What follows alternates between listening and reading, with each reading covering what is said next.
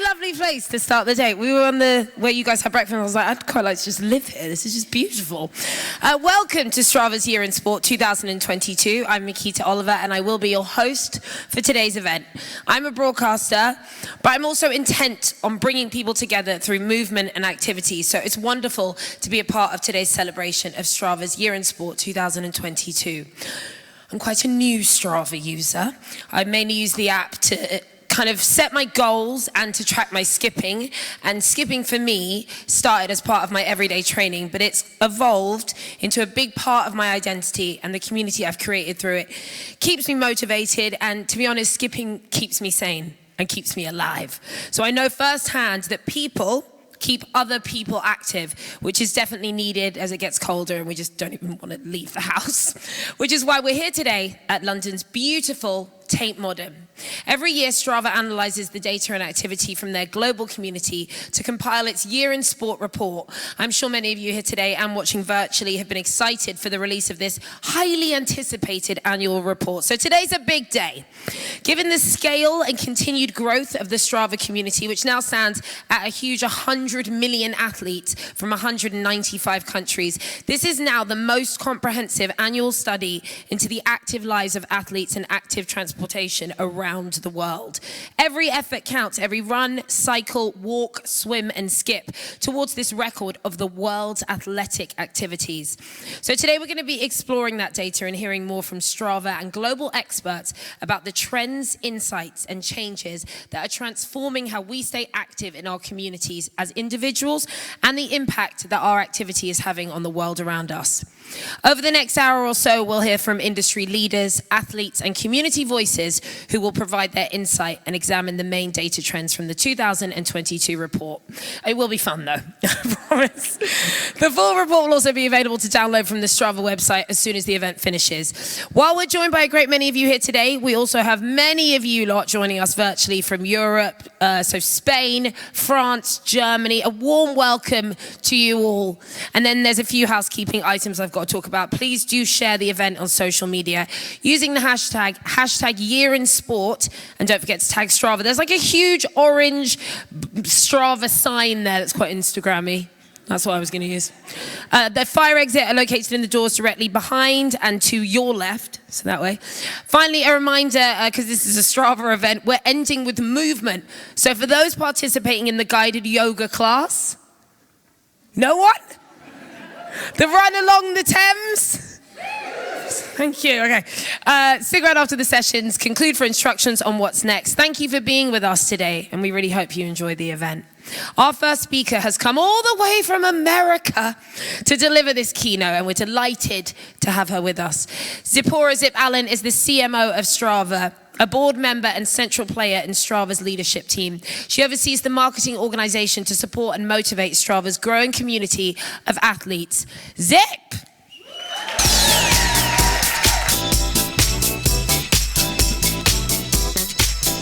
All right, good morning, everybody. Welcome. My name is Zipporah Allen. You can call me Zip, everybody does. I use she, her pronouns, and I am the CMO of Strava. It's a pleasure to be here today. I'm thrilled that all of you could join us today as we release our annual Year in Sport Insight and Trends Data Report. It's a really exciting day for us. And as Nikita said, we have a community over 100 million active people on Strava. Now, as we're here in London today in this beautiful venue, I've never been in this room before, and it is just like spectacular. Our community in the UK actually represents over 17% of the UK adult population. So we've got amazing insights about how people moved globally through our network and our community. So no matter how you moved this year, whether that was when you took a walk around the block, working from home, took an early morning yoga class, maybe you ran your first marathon. I ran my first half marathon this year. It was really exciting. Woo! Or if you had a fresh powder day on the slopes with your friends, it's starting to snow here, I'm very excited to get out there. Your activity helped inspire and motivate our broader Strava community. Now, Strava is a motivation machine, and our mission behind Strava is to inspire and motivate the world to be more active. But we don't just do it through tracking and metrics. It's about that sense of belonging that you feel when you join Strava. It's that sense of community and connection that we all feel, both online and in person. Now, Strava's community has grown tremendously over the last couple of years as we've been in lockdown and in pandemic. And 2022 was another huge year for Strava. We launched a ton of new features onto our platform. 3D maps and video launched on Strava earlier this year, and it has really enhanced the stories that our community can tell as you're seeing it in the feed. We also launched routes.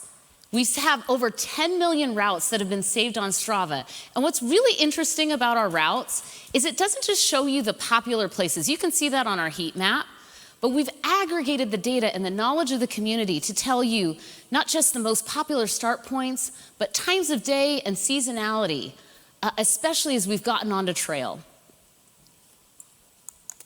We've also partnered with new partners and platforms, both from a software and a hardware perspective. We have integrated with our new Snapchat filter, which you may have seen a couple of months ago. Aura rings, I've got one on today. It's really exciting to have that data integrated into Strava. Indoor cycling platform Ruvi and Lululemon Studio, which you might formerly know as Mirror.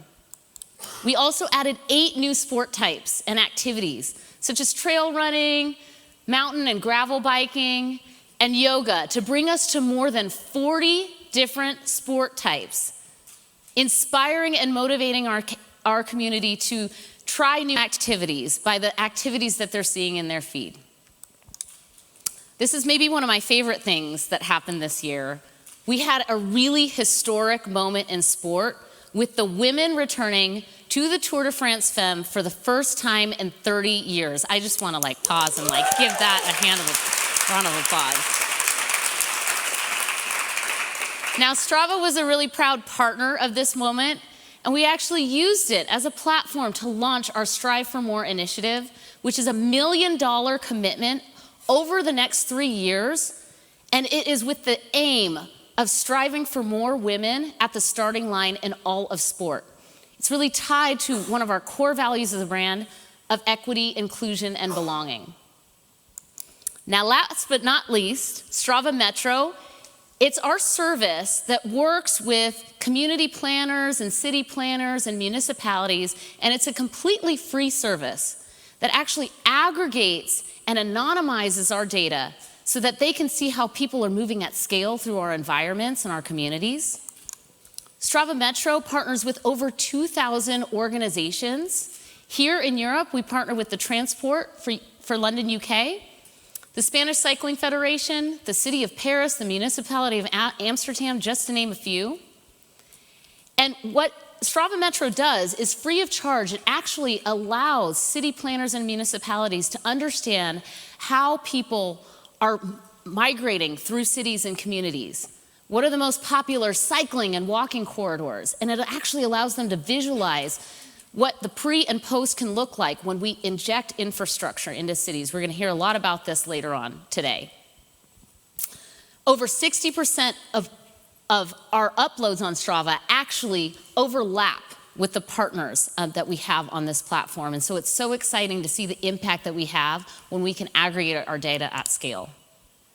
So I joined Strava earlier this year, and it is such a pleasure and such a privilege to work for a brand and represent a community that does so much good in the world. And I'm so excited for what we have ahead of us, but that's not what we're here for today. We are here to take a look back at what happened in the year that was 2022. Okay, so the first thing that we are seeing, and as was mentioned, I'm from America, so I traveled here, and I'm not in my home country, and I'm about to do a beautiful run and an activity outside of my home country. And we have seen that play out in our platform. Travel is back in a huge way. The industry is nearly back to pre-pandemic levels. And what we see is that these activities actually are manifesting on Strava's platform. The share of athletes uploading activities outside of their home country is up 101% versus last year. And on an absolute basis, that is just 3% shy of where we were in 2019. The Balearic Islands are actually the most popular destination for Brits and Germans to log activities outside of their home country. And for those that are local to North London, you'd be interested to know that half of the activities in Camden actually come from visitors that are not from the UK. Let's talk about trail. Trail is having a moment. I recently got into trail running, and it's just like fascinating.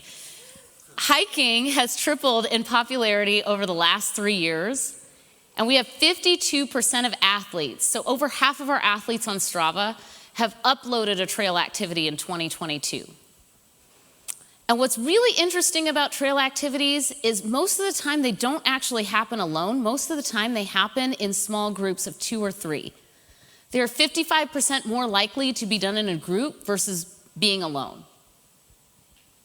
That theme of being together actually plays out in the performance of the data. What's so exciting, and I'm sure all of us have experienced this, when you run in a group or when you cycle in a group or you do anything in a group, you actually go further and faster. It has super positive impacts on the performance outcomes that we see for our athletes. So this theme of togetherness is not just about experiencing the outdoors together, it's also about enhancing our performance, motivating our community to go further and faster over time. That's also playing out in how we see the new sport types stacking up. The demand for communal activities has just skyrocketed as the world has opened back up. You have weight rooms, you have gyms, you have specialized fitness studios, all rooted in community and this experience of trying new things together. You have 2 snow sports topping the list, alpine ski and snowboard as our fastest growing sports in 2022. Followed by what you see there, some rock climbing, some stair stepper, some weight training, and elliptical to round us out. We're super excited to have one of our panelists, Sam Prynne, who's here from Strong Her. She's going to talk about some of the trends that she's seeing in her community as people try new sport types in that community environment in real life. And speaking of real life, wow, racing is back. I'm sure all of us have participated in races or in in-person events in some way, shape, or form. And what we see in our data is that the share of runners on Strava who ran a marathon doubled this year compared to last year. And that's because the races are coming back. Okay, so some of you maybe started trying the sourdough starter thing in the pandemic. I was not one of them. I cannot cook. But there were a lot of people that actually picked up running during the pandemic. And now that in-person races are happening again, we're seeing that actually translate into higher participations in these organized in-person races. We're so excited to have Rose Harvey here, who's a speaker today that you'll hear from. She's actually somebody that started professional running in the pandemic. And as was mentioned earlier, she was the fastest British female finisher in this year's London Marathon. Let's give that a huge round of applause. And last but not least, commuting is back. But it looks very different than it was before. I think we all know that we're in this new normal of how people want to go to work and where people want to work, whether that's an office at home. And we see people moving around cities in new ways and routines that actually reflect that new hybrid approach to work. Bike commutes have rebounded nearly to pre-pandemic levels, but they are not equally distributed across the week. Tuesdays and Wednesdays are by far the most popular days, totally eclipsing Monday, which used to be more popular. And I think I can speak for all of us, Monday morning, who actually wants to get up and get out of their pajamas to be able to go to work? So people are taking that flexibility, and we're seeing that play out in the commuting data. Also, what we see in the commuting data, whether you like them or not, e-bikes are coming back. E-bikes are here to stay, whether that be somebody's personal use e-bike or the communal e-bikes that we see in communities. The share of e-bikes rides on Strava has increased 26% this year. All right, so those are the insights, and that's a wrap on kind of the high-level themes. What we're gonna do next is we're gonna dive a little bit deeper, and we're gonna hear from voices across the Strava community here in Europe on the big focus areas of this year's report. We're gonna talk about the power of community, how that community connection and belonging actually inspires people to be more active and move. We're going to talk about goal setting, not just on a personal level, but also on a cultural level, and how movement can actually move communities and culture forward. And then lastly, we're going to hear from an awesome panel on human-powered cities. Some of the stuff that we're doing with Metro and our partners is really exciting to see as we impact how people move throughout this world. So we're going to bring our panelists up. I'm going to turn it back over to Makita, who's going to introduce our first panelist. Thanks. Thank you, Zip. That's so true, that Tuesday, Wednesday thing. I think Tuesday you're like, let's do this. And then Wednesday you're like, I think I've done enough. And then you don't do Thursday. So yeah, I totally get that. Okay, so the opening session of the day will explore the factors behind the post-pandemic rise of group exercise and why community motivation is so important in helping people stay active and find new routines. The discussion will focus on the impact of the pandemic to the ways in which athletes have sought out connections to stay active and what's behind the trend of athletes going farther and exercising longer when together. The panel will unpack the age-old question of finding motivation, why community can play such an important role in finding your exercise rhythm, and the trends we're seeing in the type of sporting and active communities that are gaining popularity across the UK and Europe, catering to all ability and experience levels. We have an excellent panel of athletes and community leaders to reflect on the findings shared by Zip and share their perspectives on the key trends they're seeing within their networks. Alice Living is a personal trainer and best-selling author with a loyal following on social media who educates her audience on all things health and fitness. She has an app called Give Me Strength and writes a monthly column for Women's Health magazine covering the latest trends within the fitness industry. Sabrina Pace-Humphreys is an amateur trail and mountain ultra runner, run coach, podcast host, ED&I activist, a mother of 4 and grandmother of 2.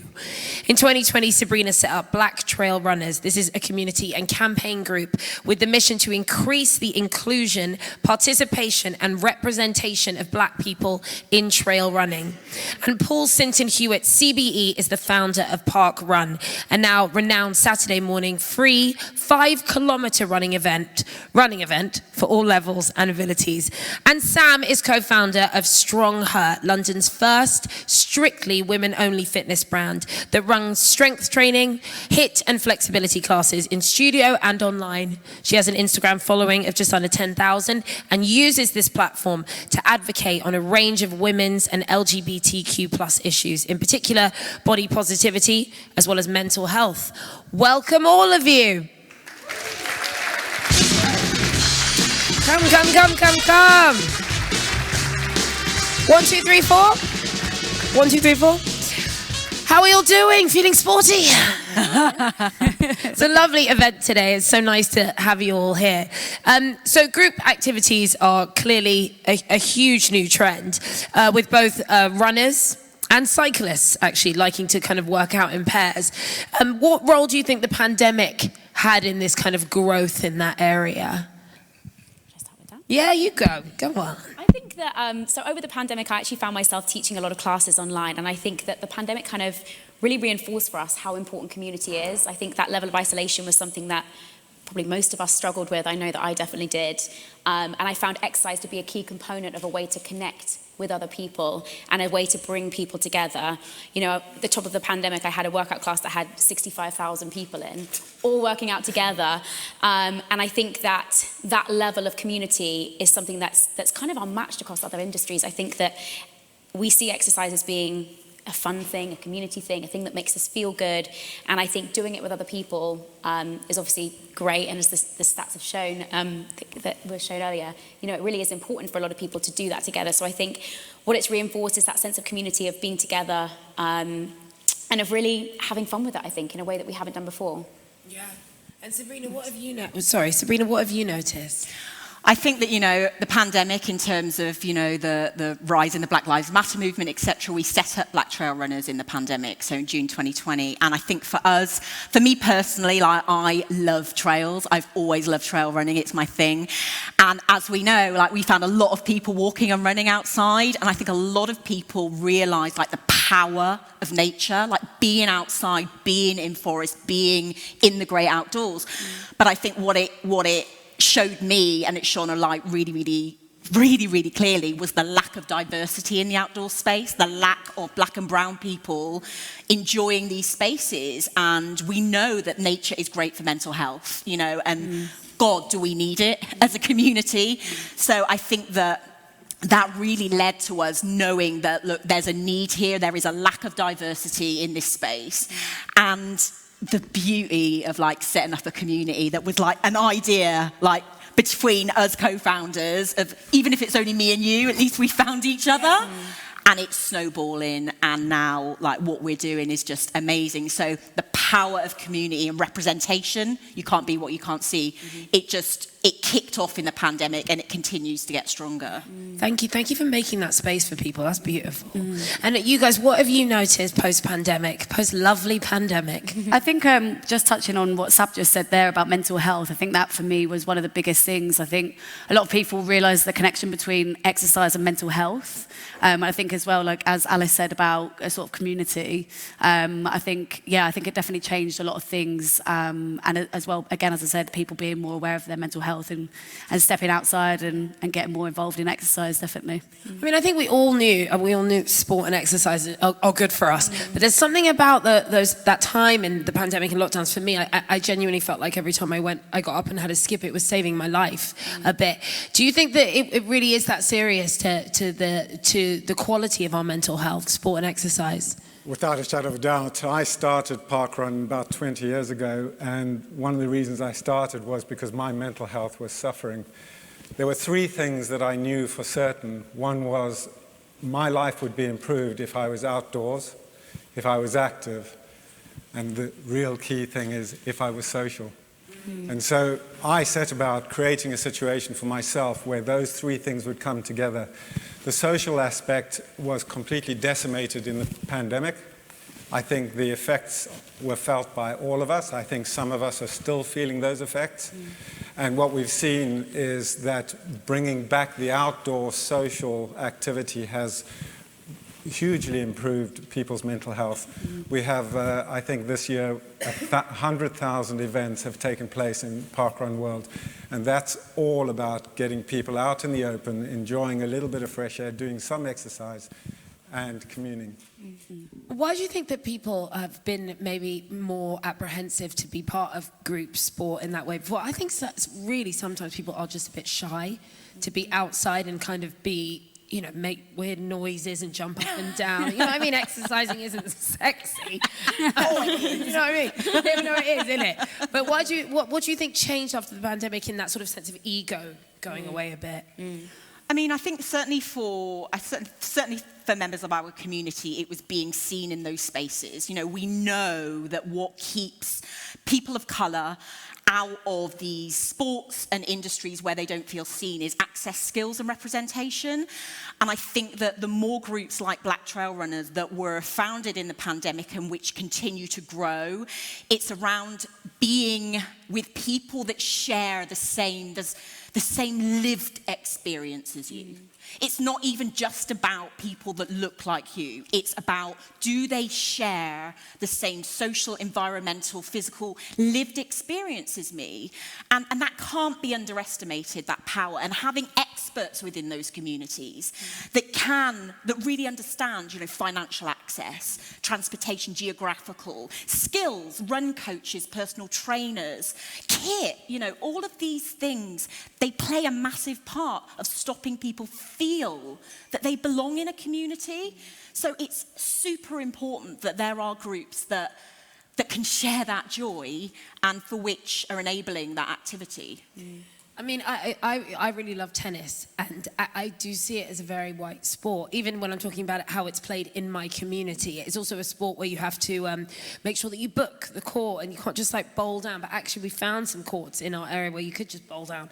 And I started taking some of the younger kids, and I said, "How come you don't play tennis?" And they were like, "Oh," just the look on their face was like, "That's a sport that's not for me." And I started to realize that there are some sports that we see as for them and for us and not for us. Why do you think that is, and how long has that been going on?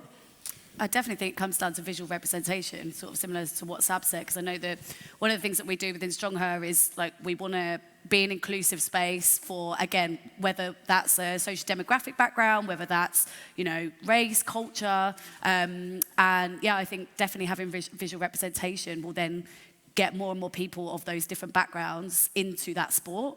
Yeah. And when you would, oh yeah, please go. I'd like to support Sabrina on this. I think that if there's one message that we should all take away from this is, if you can't see it, you can't be it. And this was brought to us fairly recently by a group called Black Girls Do Run. I mean, the do part of Black Girls Do Run, the do, Yes. that's, you know, says it all, really. They're an amazing group, but they showcased the fact that for most of us, these voids just exist, and until somebody like Black Girls Do Run show us, we can't see how we should develop that. So it's a really important part about us addressing just one aspect of these inequalities. You said you were doing classes for up to 65,000 people. It's just unbelievable in kind of what mad lockdown time. Yeah. And were you seeing real diversity and a real kind of across the spectrum of gender, class, everything, the people that were coming? I think so, and I think that's actually what made lockdown slightly different to before, is that I think there are lots of barriers to entry when it comes to exercise, and I think we've seen those, and we've had a lot of them mentioned already. I think gender being one of them, I think cost as well. A lot of the time, you know, we live in London where one-off classes can be up to sort of 35 to 40 pounds. I mean, there is a massive barrier to entry, particularly for group environment classes or things that kind of have a little bit more of a speciality, like we see that with strength training, for example. In the pandemic, I was running classes for free for the year, and I think that kind of took away the element of having to pay for something, but still having that level of expertise where there wasn't that, I don't really know what I'm doing. You know, I was able to give that coaching for free and to do that on a repetitive basis, and I did see that kind of really helped to boost, you know, who was joining, how they were joining, and how they really engaged with it in a meaningful way over a long period of time. I think the other thing is that's why, you know, you mentioned in the intro that I built my app. I think that was really important to me in terms of trying to make something that was therefore more cost effective. Right. You know, obviously none of us can really work for free, but I think that doing something that's as manageable as possible for people while still delivering a high level of service is really, really important. And I think that goes across every industry. You know, we need to make sure that we're trying to, you know, bring up the bottom. I think that exercise should be accessible to all, and all of us, you know, as a personal trainer, that's the forefront of everything that I'm trying to do, is to make sure that I am accessible, the work that I'm doing is accessible, and we can kind of encourage everyone to do it rather than just the top few. Yeah. Who are those top few? Who are those guys? I mean, who affords to make Barry's Boot Camp? Yeah, well, exactly. I'm just going to stand on the stage and cuss Barry's Boot Camp. What do you guys think is central to keeping people motivated? And just literally just to get out of bed and leave the house and go do something for your body? Well, let's face it, exercise is hard. You know, any form of exercise is hard, and people will tell you that the biggest, the hardest step to take is the one that's out of the door. I think that my experience, it's been super encouraging to have people around you, so the community aspect. So it's much easier to engage in an activity with your friends and enjoy it. The enjoyable aspects of it will make it habitual, which will mean you do it more often. And of course, the more often you do something, the better you'll get at it. And it will become less and less hard. So yeah, try and bring some joy into all of the things you do that are driving physical and mental health. Such a mind game though, isn't it? Because if you go to an exercise class, you're like, oh my God, then it is hell. But if you're like, let's do this, and you have a good time, it's all here, isn't it? And what are you starting to see with the building of the things that you're doing? What are you starting to notice more about people staying motivated? I mean, it's really hard because I feel like I live in our bubble of our space that we've created. But the fact that I'm hearing more and more women get into strength training is just like touches my soul because it was like, I don't want to be bulky, I don't want to be chunky. Yeah, and like 75% of women don't strength train because of fear of judgment, and so then giving them that space where there is no judgment, it's a supportive community. It's just, I mean, like. Again, our community is absolutely unbelievable. It like blows my mind still. But yeah. What kind of strength training do you do? Do I do? Yeah. So I'm actually injured at the moment. That's fine. But we were actually talking about this earlier because I came out of the pandemic and then was like, yeah, I can lift the same as what I could before. And then injured yourself. And then injured myself. Right. So your strength was tested by having some time off. Yeah. Compromised even. I was prepped for a competition, which I hadn't done anything for over the pandemic, and then was like, yeah, just do that, and then injured myself. Totally messed them up. So how do you stay focused and motivated when you can't do the exercise that you are so usually readily available for you? Yeah, I mean, definitely being in a class environment for me helps. I think it helps a lot of people, as we were obviously just talking about. I think being around people, it gives you that motivation, if you like. I'm doing that because it's like, you know.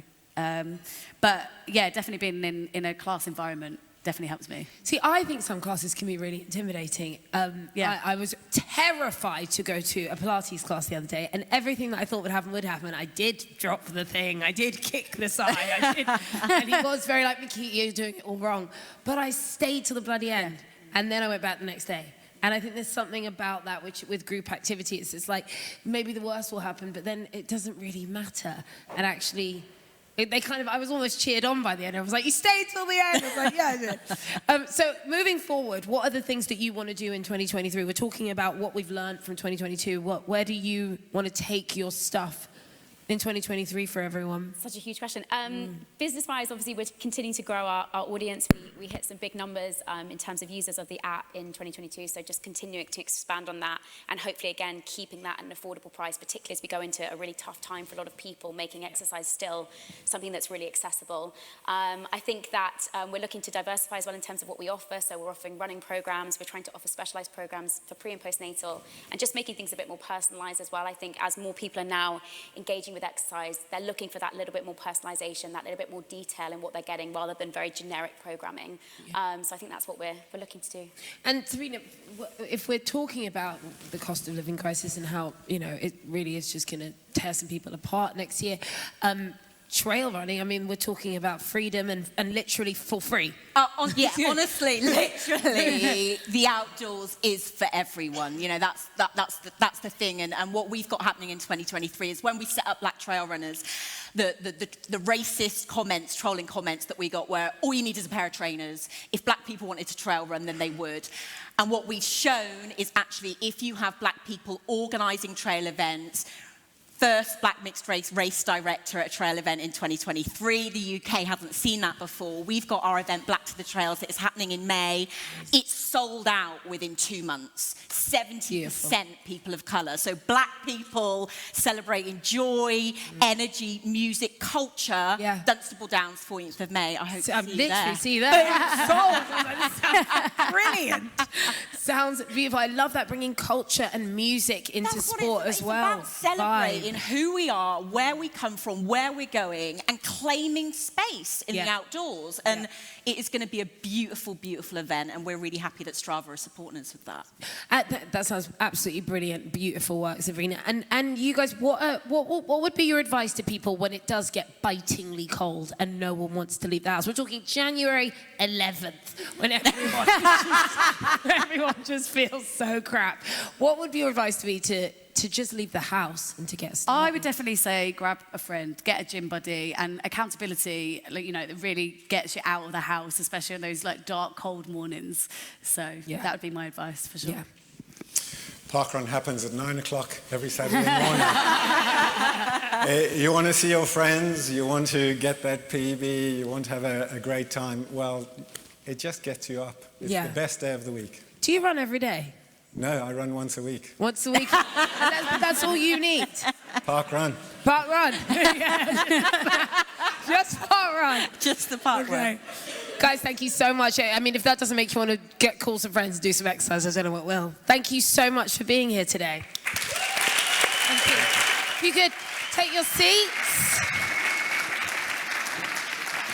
So from the rise of marathons to multi-sport athletes staying active for longer, the data trends in the 2022 Year in Sport report show that goals are taking athletes further and are enabling people to unlock new levels of motivation. The second panel of the day will dig into the power of goal setting and accountability in sport and how we can best support people to achieve their active goals and break down societal barriers that might be stopping them from doing so.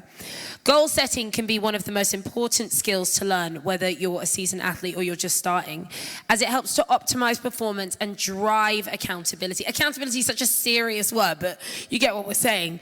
Goals help us focus on what is important and give us a sense of control and positive self-direction. So bloody true. But goals are also central to greater inclusion and representation in sport across all levels, being a key component for many looking to get active for the first time and finding the right structure to succeed.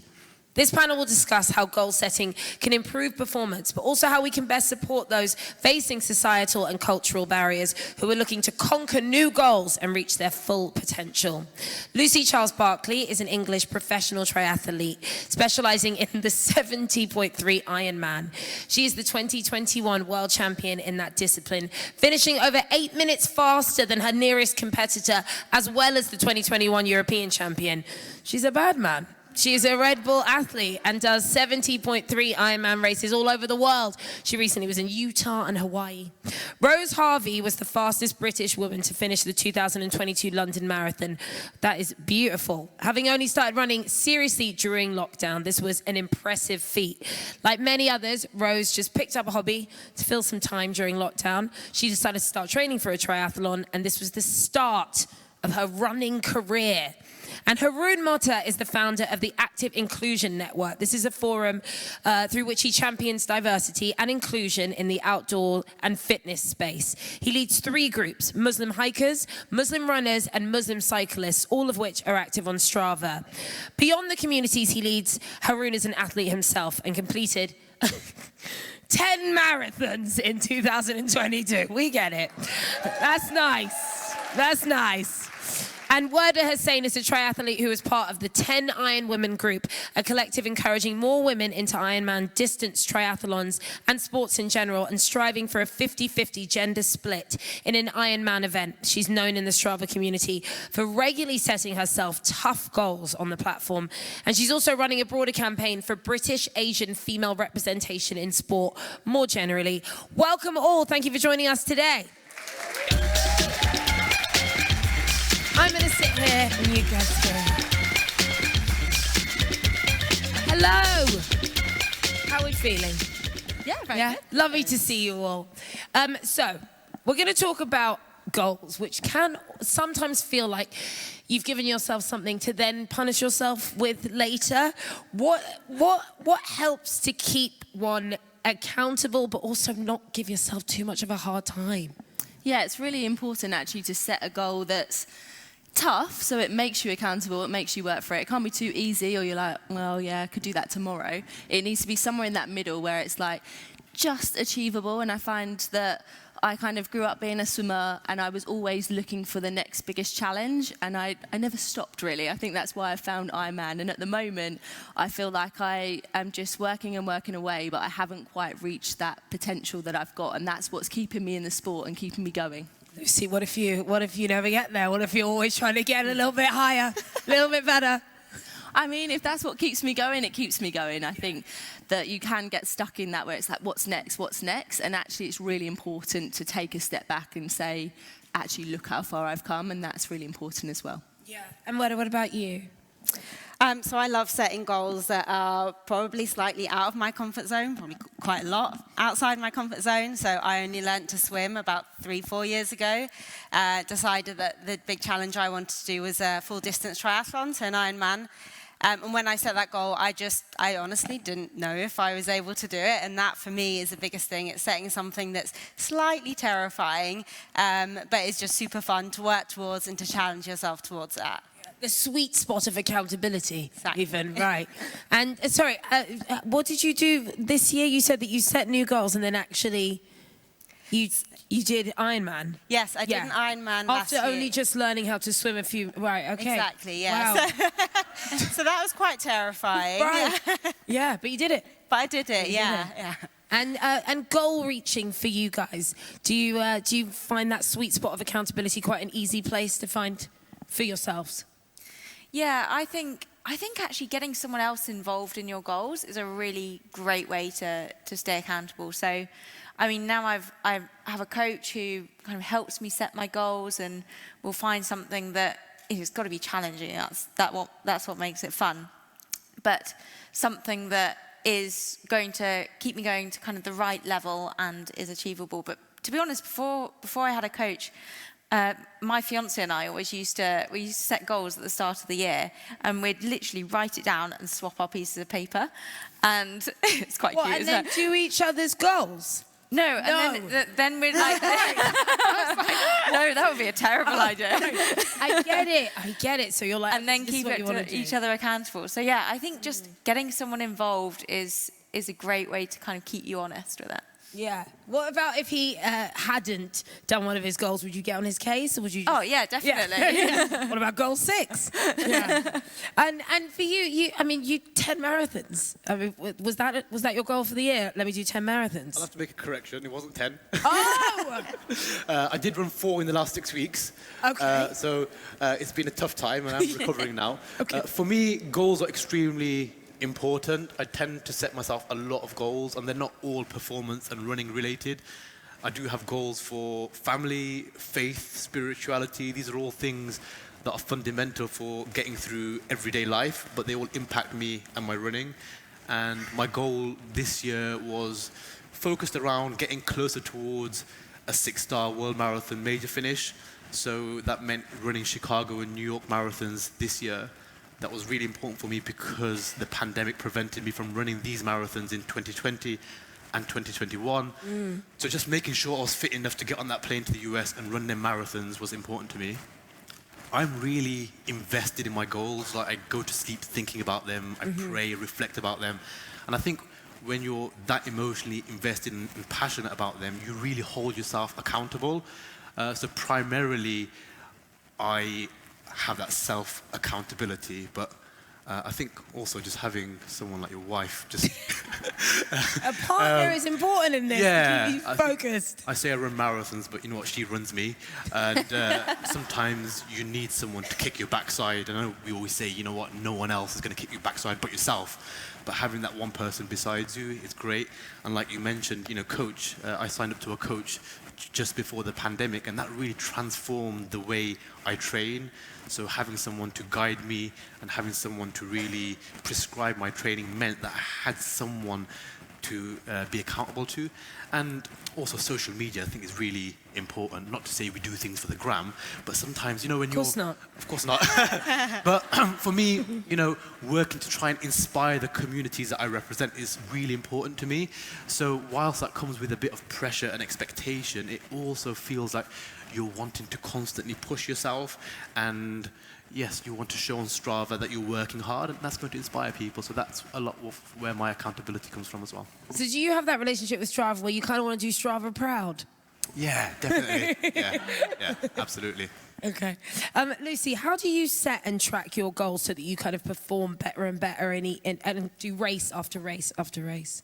Yeah, so usually around this time of the year, I'm having a bit of downtime and I'm setting my goals for the next year. So I'll sit down and look at the key races that I want to do well at. And year on year, I'm trying to improve that a little bit. And I guess the biggest thing that I'm working towards is that I've been second 4 times now at the Ironman World Championships. Oh. So if anything's going to keep you in the sport, it's that, because you're just so close to achieving that goal that you want. And I always say that if the first time I rocked up, I won, I might have been bored with this sport and be like, oh, that was quite easy. But because I'm just edging closer and closer, it keeps me wanting more. And I think with sport, that's what you need to do. If you do achieve that goal straight away, then obviously you need to raise the bar and make it a bit more difficult. And the good thing is, since I came into triathlon, my husband and I were doing the sport together. He was actually my coach in the beginning, so it's quite a unique environment, but he never lets me get comfortable. He's always, as soon as the training looks like it's getting easy, we're raising it. So I guess it's the same with goals. It's just pushing it that little bit more each time. How much more can you get out of yourself? Can I just, you both competed in Ironman. Can you just explain to me what goes down in that competition? Because I think I know, but I just need to be reminded of how hardcore it is. Yeah, I think they often say that training is about the physical training, but actually when you get to the event, it's more about your mind and being strong. And when we're racing for 8 to 15 hours, it's all in your mind. And there's no doubt that even at the top level, you're going to have moments where you're in dark spots. Mentally, you're struggling, and it's how you pull yourself out of that that keeps you going. And it is just remembering all the work that went into it. And even when I'm training, there's days where it's so tough, and I have to remember that actually on that day I was struggling so much, but I pulled myself out of it and had a good session. And normally before a big Ironman event, I'll write down like my top 5 sessions that actually maybe before it I never thought I would achieve it, and then I did. And then when I'm in the race in that dark spot, I'm like, right, remember those 5 key sessions that you managed to do, you didn't think you could, and it's for this moment. So it's a mental game. I really like that. That's really helpful. And what about you? What would be some advice that you would give to people when you are in that dark place where you just, I mean, I get quite sweary and stroppy, and I sulk, and it's so hard to kind of pull yourself back out. Yeah, I mean, it absolutely is, and I think it doesn't get any easier. You know, people often say to me, oh, you know, you must find the marathon quite easy because you're fast. No, it's still just as hard. But I think, like Lucy, I do go to those key sessions where I know that I've pulled myself out of that hole as well. But as well, it's kind of remembering why you're there, and your why you're doing this. And if you can come back to that reason, I think that always gets me out of it. And it's, you know, for me, it's, I think running is about finding that extra 1% all the time, always challenging myself. And now, you know, now I'm lucky enough to have made it my career. It's about that. It's about, wow, this is awesome. You know, I love what I'm doing. Yeah. And to be honest, that's what I often come back to in races. I kind of take a moment when I'm in a real black hole. I'll take a moment, just look around and be like, this is awesome.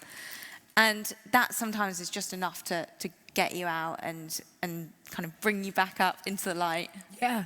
Let's not forget about the juicy reward of passing the finish line as well. I mean, like finishing those marathons in America, 4 of them, it does feel like a whole different kind of high when you get over that. There's something extremely euphoric about getting to the finish line. Yes, sometimes it's a huge amount of relief. Sometimes it's celebration, just, you know, all of that hard work that you've put in, whether it's running through the summer, the heat wave, and getting to a finish line of New York, for example, it was 23 degrees with extreme humidity. I mean, it's winter, it's supposed to be about 5 degrees. But getting through that finish line is amazing. But sometimes, you know, getting to that finish line, knowing that in 7 days' time you've got to do it all over again, that's hard. So just to hype yourself up again mentally, let alone like dealing with the recovery and the travel and whatnot to get from one marathon to another. I mean, I finished New York in 23 degrees of humidity, but 7 days later I had to run Beirut and it was 26 degrees there. And I hate warm weather, but I was doing it for the cultural experience, running in Lebanon, a country with, you know, ravaged by crisis, but the food is great there. So for me, you know, just, getting out of my comfort zone teaches me so much about myself and shows me that I can carry on pushing myself. And every time I get to that finish line, every time I receive that medal, it makes it more worthwhile. And I'm always trying to find new ways to set myself goals and keep working hard. I mean, you do. I mean, we talked about all the other work that you do. You run the Active Active Inclusion Network, and that's obviously championing diversity and really trying to look at those issues properly. When did you start all that work, Haroon? So Active Inclusion Network has had an incredible journey of growth since it originated during the pandemic, but the movement around diversity and inclusion, I've been doing it for 15, 20 years, simply by trying to be a role model for my own community. When I started exploring the outdoors 20 years ago, it took several years before I bumped into people of color, when I realized that, why was it so? But during the pandemic, I set up an Instagram page, Muslim Hikers, purely for the purpose of, you know, sharing positive vibes and encouraging more people to get outside for the benefits of well-being. And I never envisaged to be where I am today you know, with the largest community in the world for Muslims who are interested in the outdoors. And That's brilliant. like in terms of goals for that community, I honestly just keep changing my goals because I'm just winging it. Like, I mean, Dream big, but wing it. yeah, I mean, we make plans, we set goals, but I'm a firm believer in my faith, and I believe that God predetermines everything. Like, give it your best shot. You never know what's going to happen. If it didn't work out, try harder, learn from your mistakes. If it works, and if you did well, just find that as an inspiration to push even harder. So in terms of Active Inclusion Network, you know, we've developed projects like Muslim hikers and Muslim runners, and you know, the outdoors has transformed my landscape in the sense that it's my career now, but the outdoors can benefit people in so much ways, whether it's well-being or confidence or social experiences. I mean, we've had our first marriage from a Muslim hikers event. That itself is That's great. incredible. So we're not just talking about performance and health, we're talking about social benefits. And I guess with Strava, you know, being all about community, that is quite important as well. And I think the fact that my ambitions and what I aspired for in terms of community was genuine, and it was sincere rather than being something tokenistic. I didn't want it to seem like, hey, I'm just trying to get brown people in the outdoors on the periphery. I genuinely believe in that, and I think for that reason, I've had such positivity from friends in the wider community, and I've just got to trust that energy. Yeah. I mean, I ended up quitting my full-time job in January, and that was the hardest thing I ever had to do. But even every day now, sometimes I feel lost, but I know I'm on the right path, and yeah, let's carry on winging it. Yeah, why not? Yeah. Rose, I want to talk about the fact that you really did only just start seriously running in the pandemic. Would you remember your first run in that time? First time you went, oh, let me just go for it. I don't actually really. I think I just started. Just went for it, yeah. And what was your goal at that point when you were just starting? Well, my original goal was a half Ironman. I'd sort of dabbled in triathlon before, not very seriously, but I was working back at the start of 2020. I was a finance lawyer working really long hours, so didn't really have much time for training. In fact, most of my running was commuting to the office. So I didn't do much triathlon training, but dabbled in it, really enjoyed it. And yeah, I decided that I needed a good lockdown project. I was made redundant from my job, so I had this 3 months garden leave.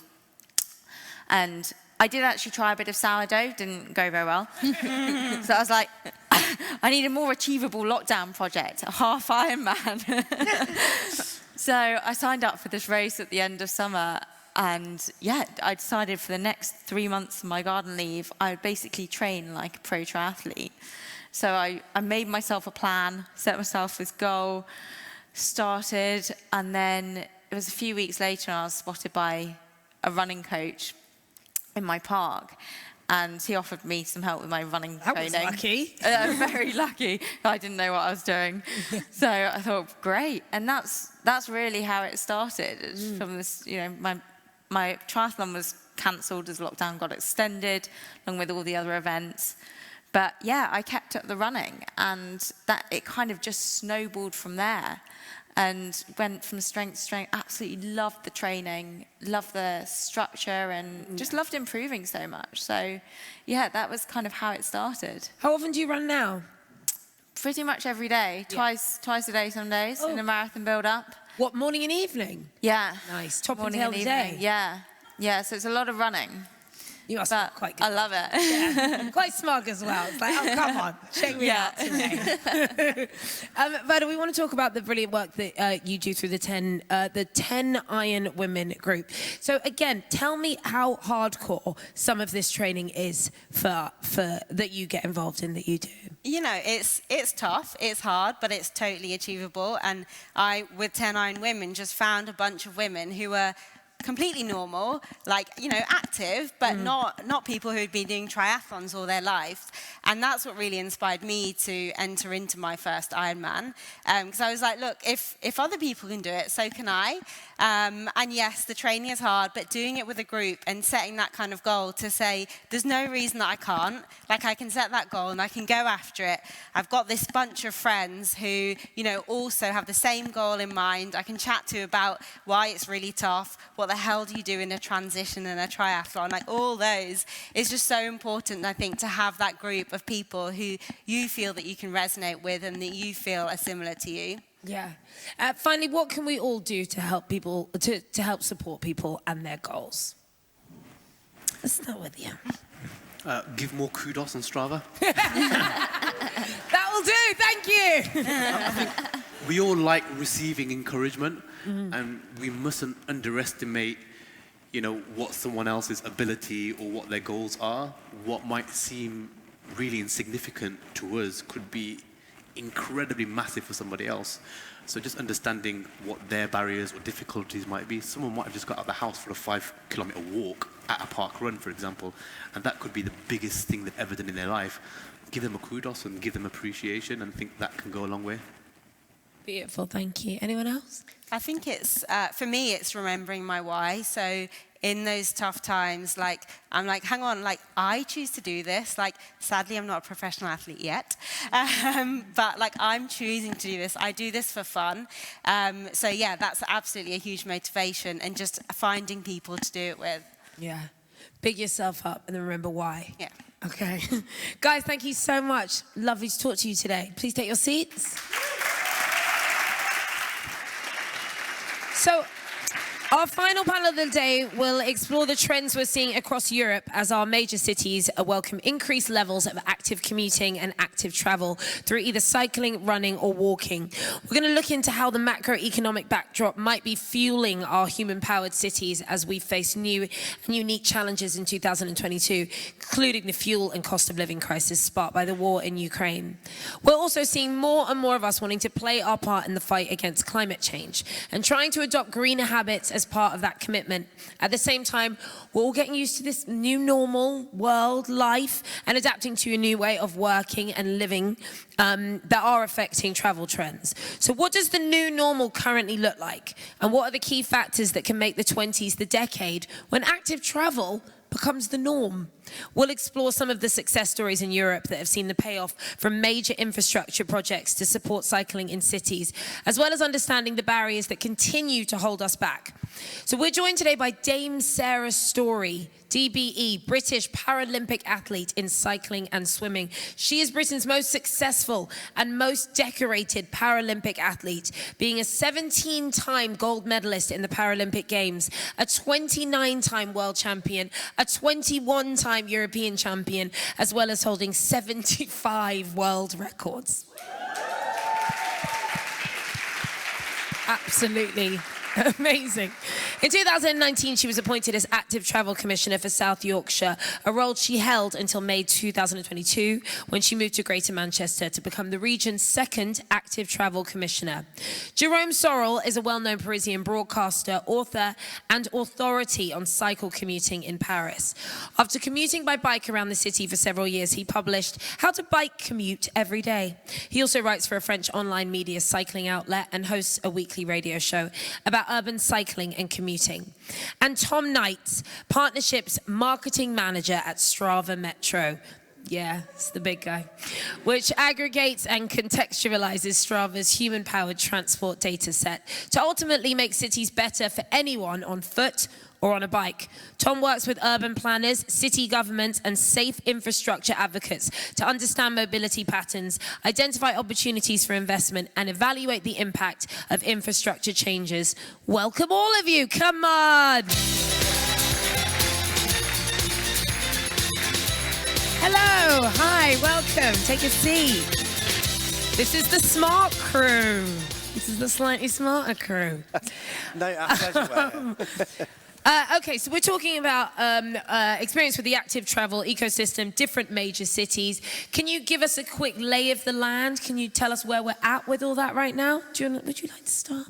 Yeah, I think obviously here in London, We've been working on this since the 2010, 2011, so the past 10, 11 years it's been, and what you see is a network, and a network that's working, and they're continually adding to that network and recognising that you need to build better junctions, better segregated space, and that where you build it, it will come. And the recent stats from here in London show that there's, I think it's a 40% share in cycling.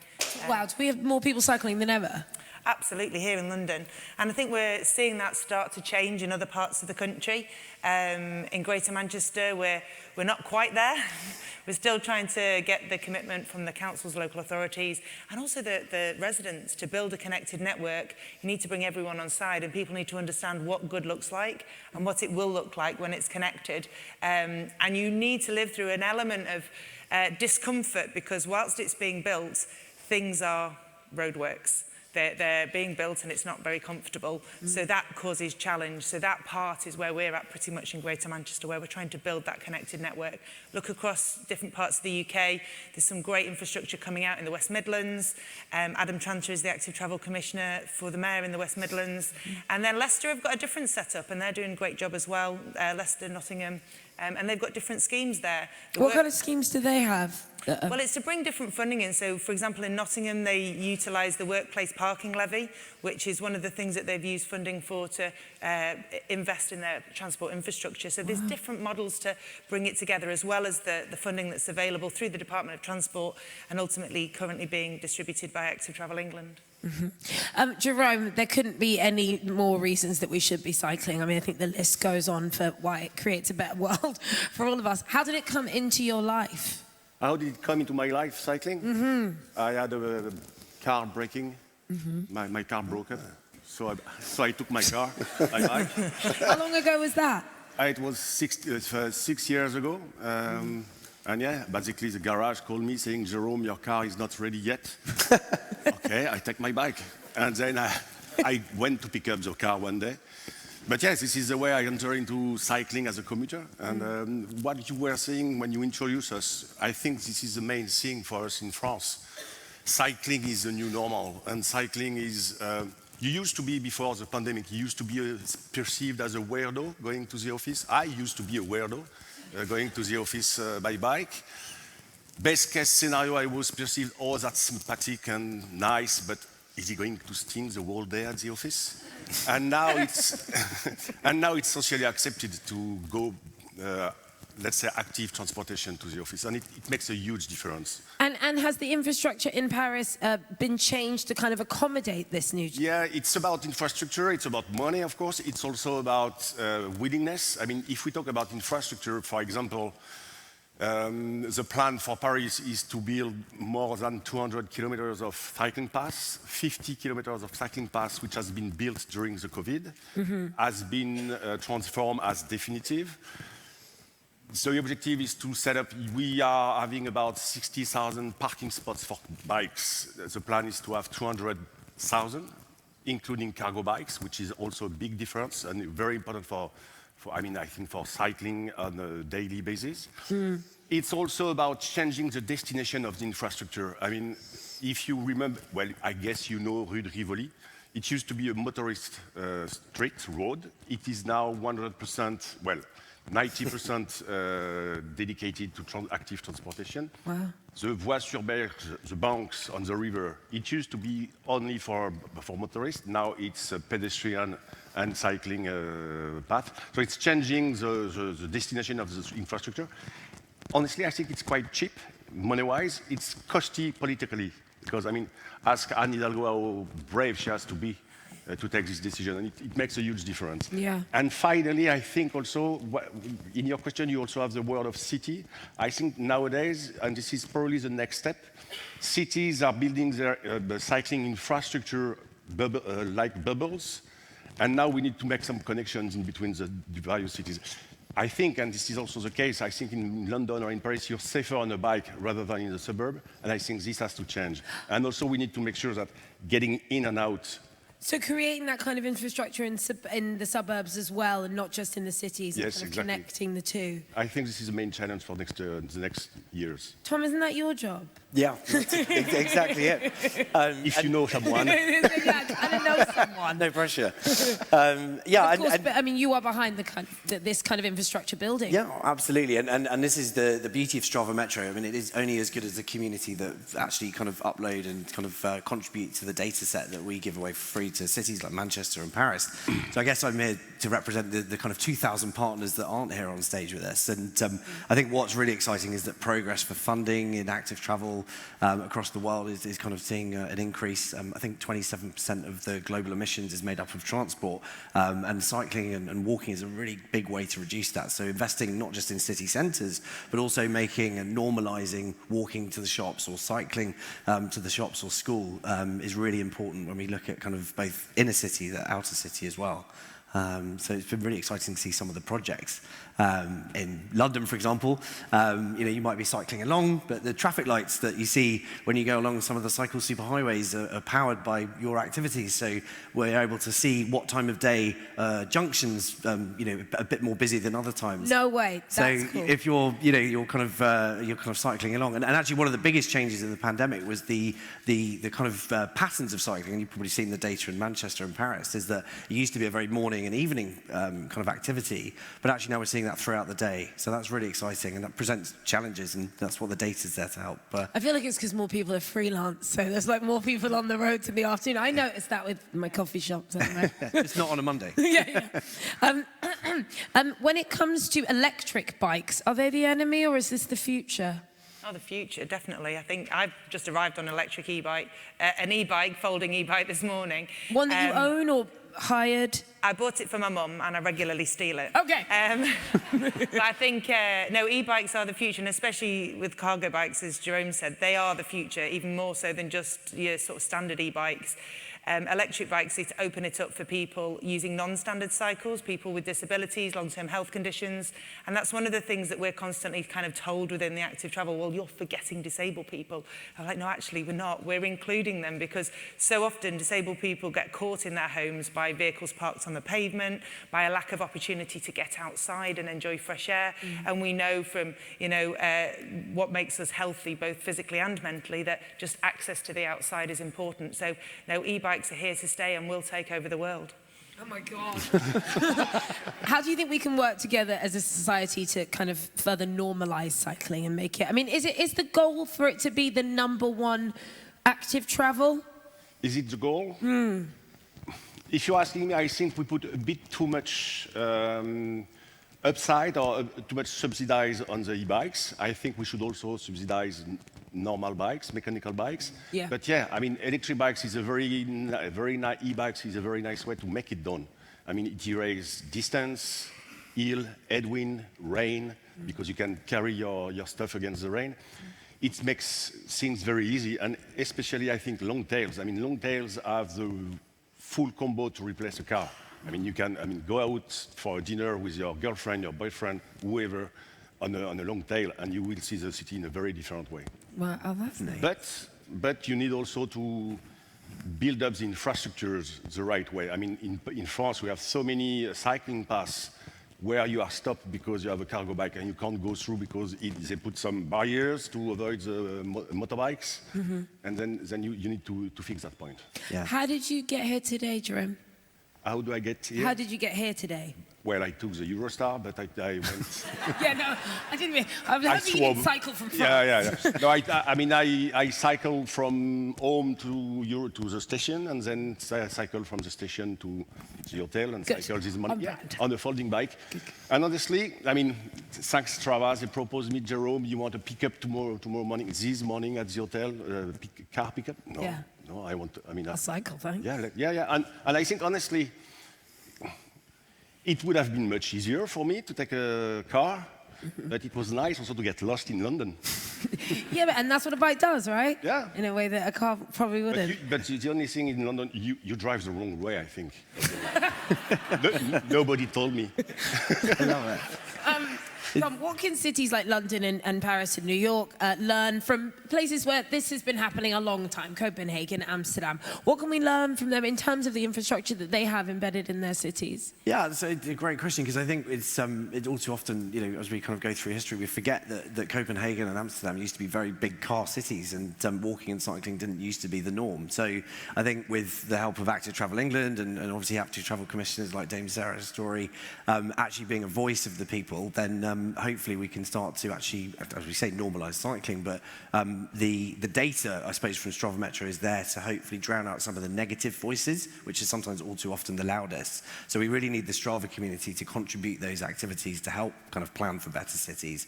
And eventually it will just become normal to kind of, you know, swap out a car journey for a walk or a bike trip. So yeah, who knows? Manchester may well look very much like Amsterdam and Copenhagen one day. I hope so.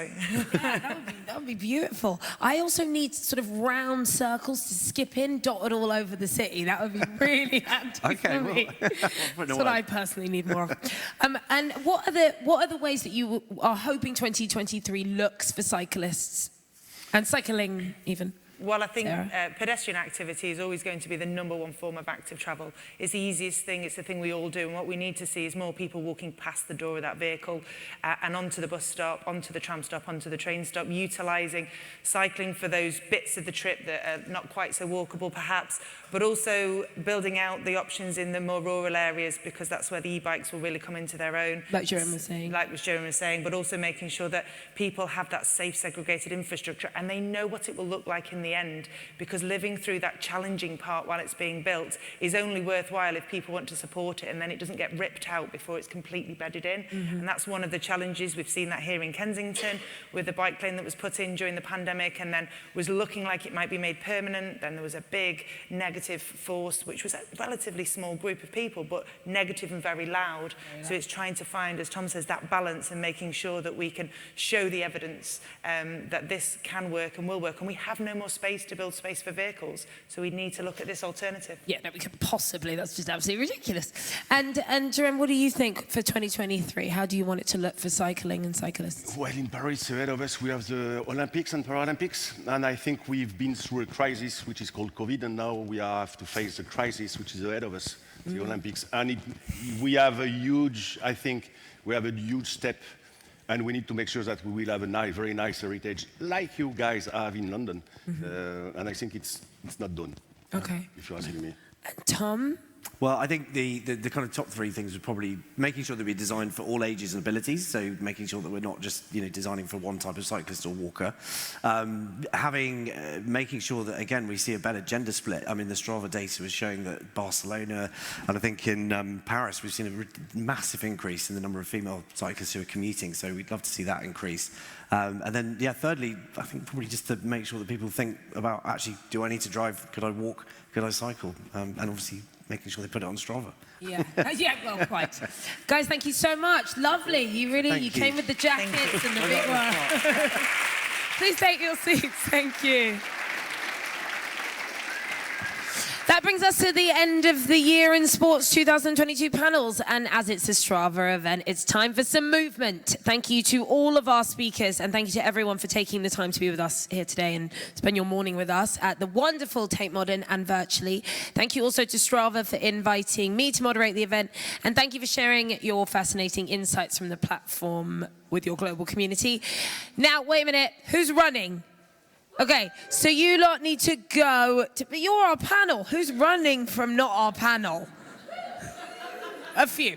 Okay, you need to gather by the big Strava letters, the big orange sign. This lovely lady's going to take you there. And the team are going to give you a quick briefing, and then you will be back here by about 11, and you can go to level 10 to collect your bags and belongings and everything. So don't leave anything here, take it with you, and good bloody luck. Oh, and for those working out with Alice Living, you will meet at the stage, and then we'll take your names, and you'll go to level 10. And then for those of us leaving, you're lazy. No, joking. Thank you very much.